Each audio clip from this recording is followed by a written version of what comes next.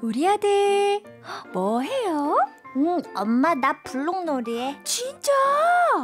블록놀이 해요? 와, 뭐 만들고 있지요? 엄마 이것 봐, 자동차야.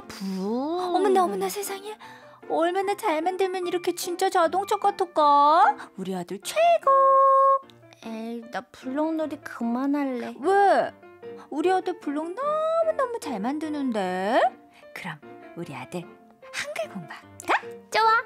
기억에는 강아지, 고구마, 감자가 있지요. 어이구 우리 아들 어쩌면 이렇게 한글이 잘할까? 아그 똑똑해.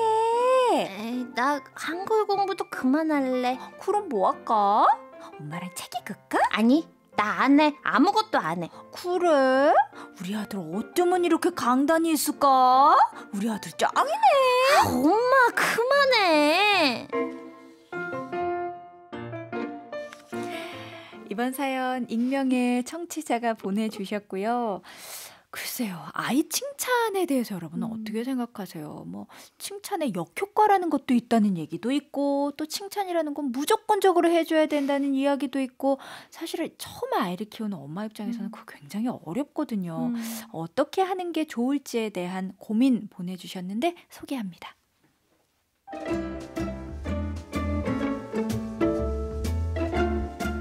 6살 남자아이 키우고 있는 엄마예요. 초보 엄마라 서툰 것 투성이지만 하나뿐인 아이 잘 키우려고 노력하고 있습니다. 맘카페, 육아서적, TV 프로그램 등등 배울 수 있는 건 다 열심히 해보는데요. 그렇게 배웠던 것 중 하나가 칭찬이었습니다. 아이에게 자신감과 학습력을 높여주려면 엄마, 아빠의 긍정적인 반응이 중요하더라고요. 그래서 저희 부부는 아이에게 긍정적인 말과 칭찬의 말을 되도록 많이 하려고 노력합니다. 예를 들면 이런 식이죠. 아이가 장난감을 가지고 놀 때 자동차든 집이든 뭔가를 만들면 우와! 우리 아들 최고다! 혼자서도 정말 잘하네! 해주고 간단한 한글 공부를 할 때도 일단은 잘한다! 긍정의 리액션 많이 자주 해줍니다. 그런데 제 기분 탓일까요? 칭찬을 해주면 해줄수록 아이가 눈치를 보고 의욕이 없어지는 것 같아요. 혹시 내가 너무 대충 반응했나? 하는 마음에 더 과장해서 칭찬도 해봤는데 그러면 아예 하던 걸 그만둬버릴 때도 있어요. 제가 하는 칭찬이 아이에게 부담이 되는 건지 아니면 자꾸만 잘한다 하니 흥미를 잃은 건지 도무지 모르겠습니다.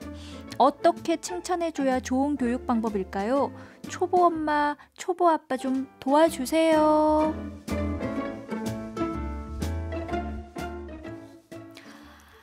이 사연은 어떻게 보셨어요? 진짜 이거는 초보 엄마, 초보 아빠라면 고민해볼 수 있을 만한 이야기거든요. 부담스럽죠? 예를 들면 이제 이런 거잖아요. 우리가 막 이렇게 내가 신경 써서 어디 나가는데 사람들이 야 너무 예쁘다, 너 센스 있다, 너 안 그랬으면 감각이 좋겠어. 있다. 근데 다음날 그 자리에 또 나가야 돼요. 네. 그랬더니 야 너 역시 너 센스 있다. 아이가 그런 마음 아닐까 싶어요. 그렇구나.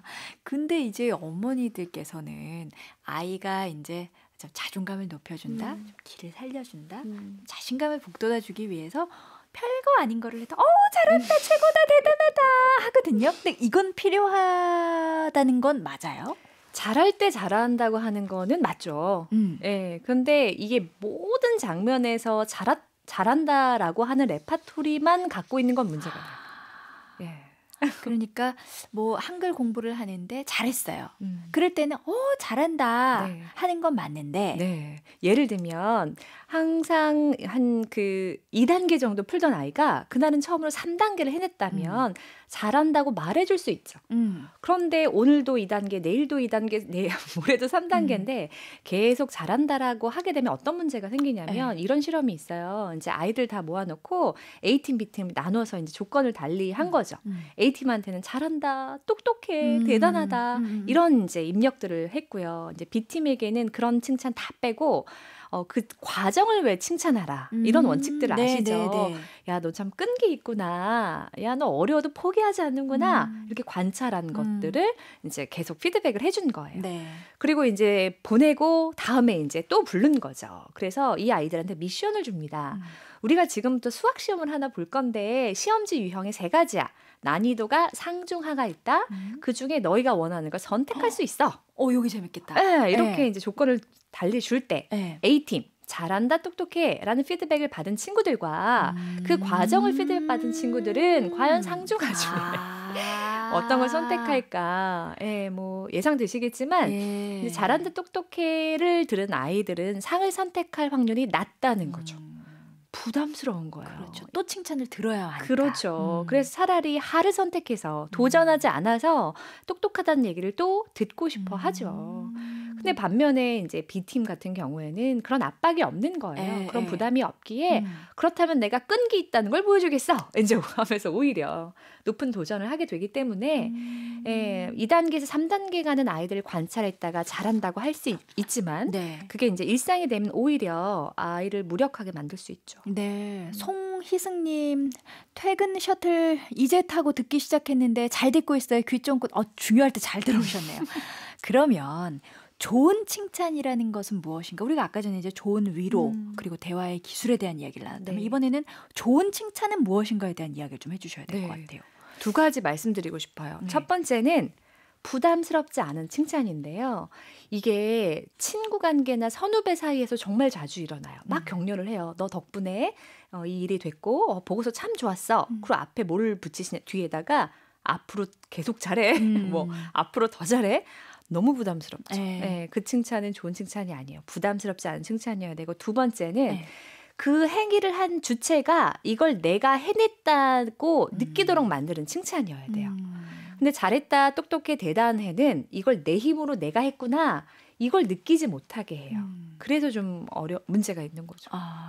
2066님 맞아요. 제가 지인 엄마들을 좀 웃겼어요. 그랬더니 모임에 나가면 저만 바라보더라고요. 뭔가 또 나오겠지? 하고 힘들었습니다. 개그맨들은 얼마나 힘들까? 너무 재밌네요. 이해하게 됐어요. 그렇죠. 그게 우리 아이의 칭찬에도 적용된다는 걸 우리가 오늘 또 이렇게 배웁니다. 자, 좋은 칭찬이 뭔가에 대한 의미, 개념 저희가 이제 알았어요. 그러면 이제 구체적으로 좋은 칭찬을 해주려면, 실천하려면 어떻게 해야 되는 거예요? 네. 일단 칭찬의 레파토리가 많아야 되는데 예를 한번 들어보면 이제 그 왜 젠가 게임 아시죠? 나무 토막을 이렇게 쌓아서 이렇게 쓰러지지 않고 빼는 게임 아시죠? 그 젠가 게임을 아이가 한다고 생각해 볼게요. 그럼 아이가 이렇게 하나씩 빼고 있을 때 보통 부모들은 이제 대단해, 뭐 똑똑해, 역시 우리 딸 이러시거든요. 근데 그 칭찬을 하지 말고 다른 칭찬을 해보세요. 이렇게 요청을 드리면 다른 칭찬을? 과연 어떻게 할 수 있을까? 사실 젠가 게임 그렇게 대단한 거 아니잖아요. 엄청난 일이 아니고 그냥 그거 하고 있는데 칭찬을 하라는 이제 미션이 주어진 거예요. 젠가 게임을 하고 있을 때 다른 칭찬을 하라? 생각이 잘 안 나요. 다 그게 EBS에서 있던 실험이거든요. 다 모든 부모님들이 다 어쩌지? 막 다 이러세요. 근데 여기에 정답을 먼저 드리자면 강점 단어를 찾자. 그 아이가 보여준 행동과 강점이라는 단어를 연결시켜서 표현해 주는 것도 하나의 방법일 수 있어요. 예를 들면 이거죠. 우리 누나 집중력 있구나. 끝까지 앉아서 관심을 두고 하는구나. 이렇게 표현할 수도 있고요. 뭐 예를 들면 이런 거 있었죠. 막 카메라가 돌고 있으니까 야, 우리 누나 대범하구나. 너 이 상황에서 안 떨려? 그렇게 침착하게 해내는구나. 이게 이 단어, 이 용어가 우리가 요새 강점이라고 부르거든요. 그래서 지금부터 검색창에 강점 단어라고 치시면 뭐 수십 가지가 쏟아집니다. 그렇구나. 근데 진짜 그게 왜 어려웠어요. 정말 딱 이야기를 해주셨을 그쵸. 때 그거 자체가 아니라 다른 칭찬을 했을 때 정말 찾기가 어려웠는데 그렇네요. 지연님은 어디선가 똑똑하다 잘한다라는 칭찬을 받은 아이들이 테스트 받을 때 부정행위의 유혹을 크게 느낀다는 실험을 맞아요. 저는 본 적이 있네요. 칭찬도 자세히 관찰하고 진심으로 해야 할 것 같아요. 방금 그게 이제 강점 칭찬? 네, 맞아요. 그게 아닌가 싶어요. 그리고 칭찬을 할 때 주의해야 할 점 또 있을까요? 네. 그 아이가 잘했을 때만 칭찬하지 말아주세요. 네, 무슨 얘기냐면 제가 이제 제 첫째에게 뭐 예를 들면 태양아, 너가 뭐 한글을 못해도 뭐 장난을 쳐도 엄마는 변함없이 너를 사랑해. 이런 표현을 일부러 이렇게 적금 들듯이 하거든요. 네. 근데 이제 얼마 전에 아이가 이제 한글 공부를 너무 하기 싫어하는 거예요. 1분만 있다가 포기하려고 하고. 그래서 제가 그랬어요. 태양아, 이거 배워야 되는데 이거 못하면 불편할 텐데 이랬더니 저희 아들이 괜찮아. 엄마가 나 이거 못해도 엄마가 나 사랑할 거잖아. 이러는 거예요.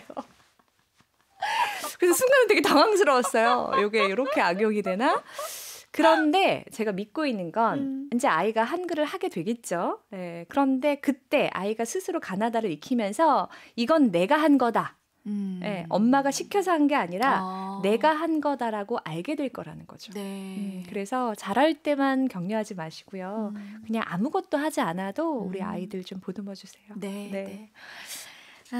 오늘 마지막 사연 보내주신 덕분에 저도 참 많이 공부했네요. 아마 오늘 청취해주고 계신 여러분들께도 그랬을 것 같은데, 김재환님, 공부하기 싫어하는 중학생은 어떻게 격려해야 합니까? 하면 열심히 하는데 귀찮아, 대충 살아, 입에 달고 사네요. 어떻게 해야 됩니까? 귀찮아 대충 살자 이 말을 고지고대로 들으시면 안 돼요. 아이들도 이걸 다 해내고 싶으니까 힘든 거예요. 네, 그러니까 야, 너가 그러면 되겠어 이제 이렇게 하시면 안 되고, 네가 그럼에도 불구하고 이거 다 해내고 싶다는 얘기지. 아빠가 여기서 응원한다. 네, 이러셨으면 좋겠는데요. 네.